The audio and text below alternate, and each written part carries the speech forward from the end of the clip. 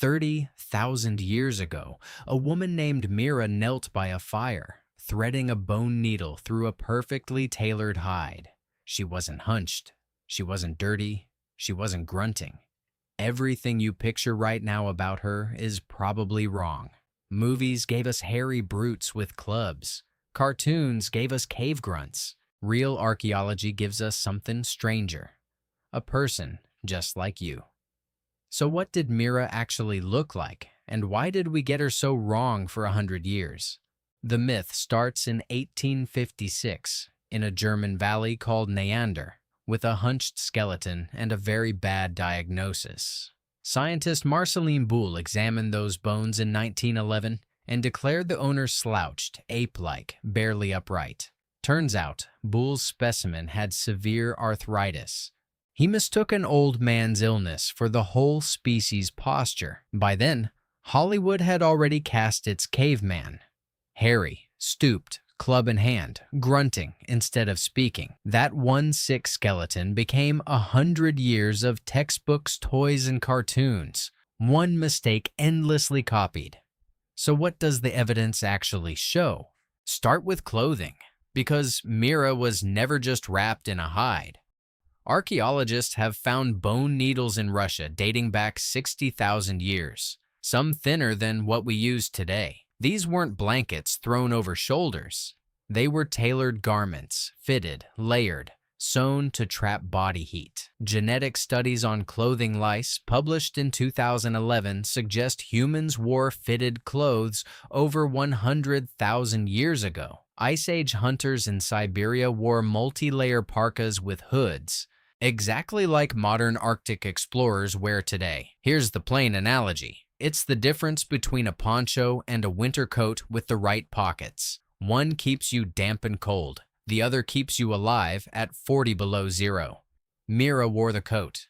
If your picture of prehistory just got flipped upside down, stick around, there's more, and hit subscribe for the rest. Now, let's talk about hygiene, because dirty caveman might be the most wrong assumption of them all. Archaeologists have pulled bone and antler combs from Ice Age sites, some decorated, some clearly used daily. Neanderthal teeth, studied in a 2017 paper led by Dr. Anna Fatakis, show tartar packed with cleaning residue. That plaque contained traces of medicinal plants, evidence of self-medication thousands of years before modern pharmacies existed. Tweezer-like tools, shell ornaments used as mirrors, red ochre for skin, all found at sites across Europe and Africa. Clean skin wasn't vanity. In brutal cold, untreated wounds and infections killed. Grooming was survival, not luxury. So what changed? Was Mira really building anything more advanced than a sharpened rock? Far more. Consider the levallois technique, a method requiring a toolmaker to plan 5 or 6 steps ahead. It's like playing chess with stone. Strike the wrong flake, and the entire blade is ruined instantly. By 40,000 years ago, humans were making composite tools, stone points glued into wooden handles with tar. That glue, birch bark pitch, required heating wood without oxygen at a precise temperature, a genuine chemistry process. Fishing hooks, sewing needles, spear throwers that doubled a hunter's throwing range. None of this is club and grunt technology. This is engineering, multi-step, planned, taught to children, refined generation after generation for tens of thousands of years. So how does someone with that kind of mind spend their evenings? Mira, it turns out, made art. The caves at Chauvet in France hold paintings 44,000 years old, animals rendered with real anatomical accuracy. A 2018 study in Science, led by archaeologist Dirk Hoffman, dated red ochre hand stencils in Spain to Neanderthals, not humans, Neanderthals. The species we mocked as brutes were painting on cave walls before our species even reached Europe. Jewelry appears just as early. Pierced shells, carved ivory beads, eagle talons worn as pendants and status symbols. Here's the aphorism worth remembering. Art isn't a luxury civilization adds later. It's a signal our species always carried. A brain that paints an aurochs from memory is not a brain fumbling with a club. It's an artist's brain. So what kind of society did an artist, a tailor, and a toolmaker like Mira actually live inside? Skeletons at Shanidar Cave in Iraq show a Neanderthal man who survived with one arm and partial blindness for years. Someone fed him.